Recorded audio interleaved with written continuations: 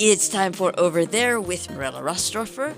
Mirella is our European correspondent. Thank God she joins us weekly.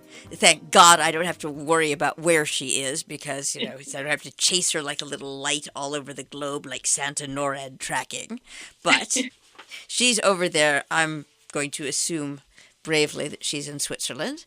And hello. Absolutely, Jill. Hello to you.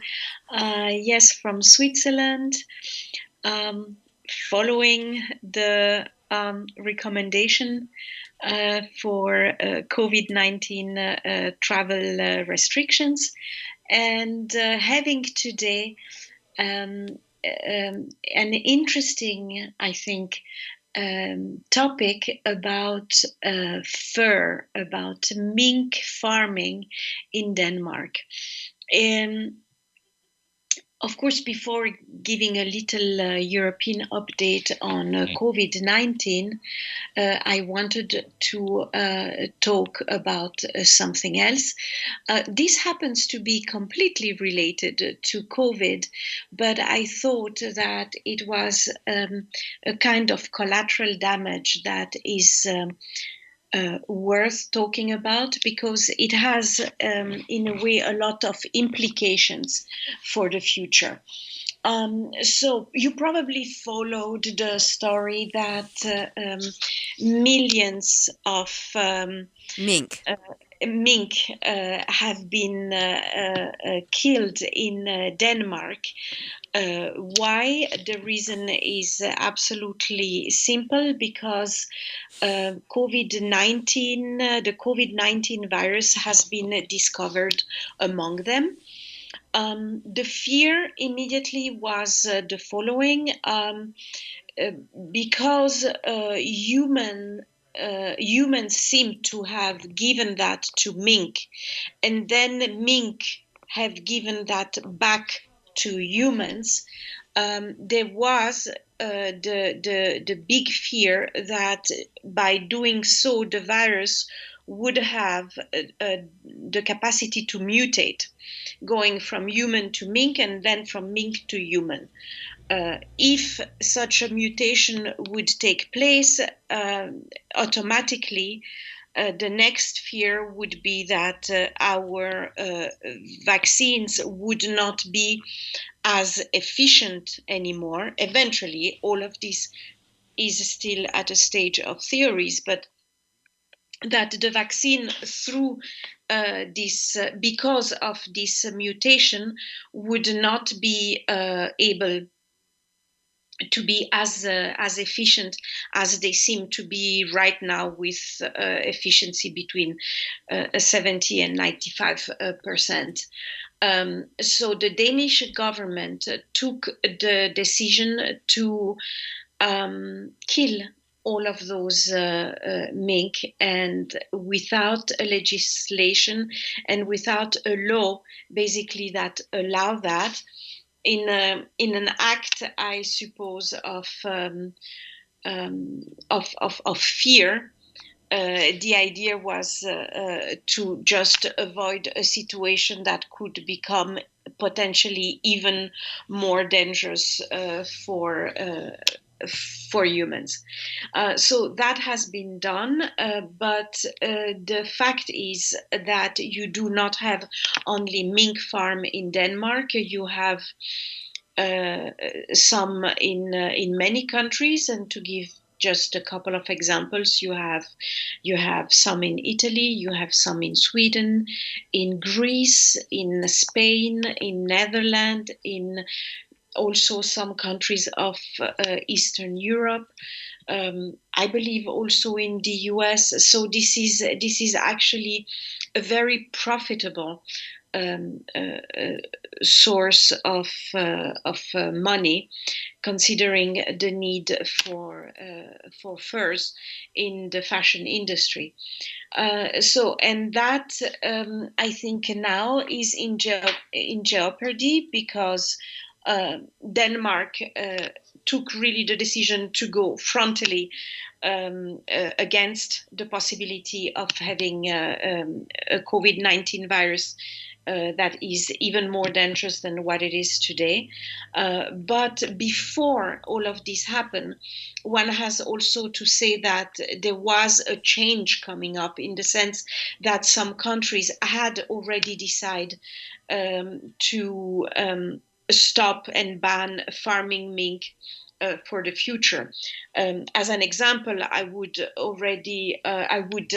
say that, for example, in UK, it is already banned, and France had planned to stop it by 2025, and Netherlands was planning to stop it by 2024, but apparently because of the circumstances, they might stop before, already in 2021. So this is interesting in the sense that, besides the fact, of course, that it is an absolutely horrifying thought to have all of these small animals killed because of COVID. That being said, they would have been killed anyway. So it's really basically the main idea of having or not having such farms that is at stake here. In Denmark, for example, more than 6,000 jobs are at risk because of the decision that they made.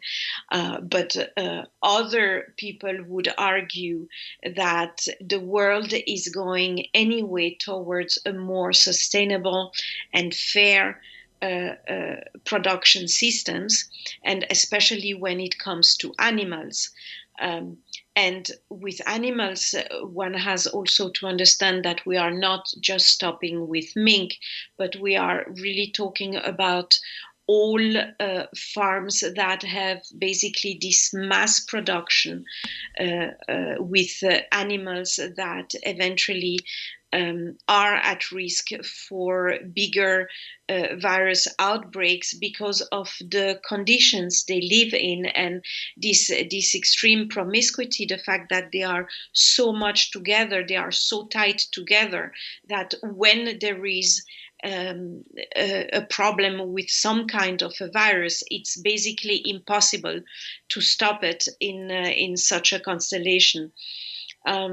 There is also the fact that if we come back to the fur business, that the fashion industry was already going into a new direction, generally speaking, for a couple of years ago. So this was already way before COVID-19. There was this need to go out of this fur business, and many really prominent, well-known, and extremely liked luxury fashion houses had already announced that they would completely phase out this fur business and go into fake fur, basically, that looks exactly the same, but that doesn't request the killing of animals. So fashion was already developing in that direction. Plus, one has to say that on a general level, the new generation, if we are talking about the millennials or the Generation Z, but there is a huge push for having a new sustainable production system around the world. So while fur is, for example, still kind of liked in China or Hong Kong, as a matter of fact, two big places for Danish fur, there is even there also a change of thinking with the younger generations. And it wouldn't be surprising if in a few years this fur farming business will be completely phased out. That being said, obviously, it also gives a lot of jobs. And this is when there is also the belief, at least from many experts, that it's when certain jobs disappear, other jobs will appear because of new needs and because of new directions and because simply of new production needs. So it's not all going to disappear, but it's most probably going to go into slowly but surely into another direction. Thank you very much, Mirella Rastorfer. Over there. My pleasure.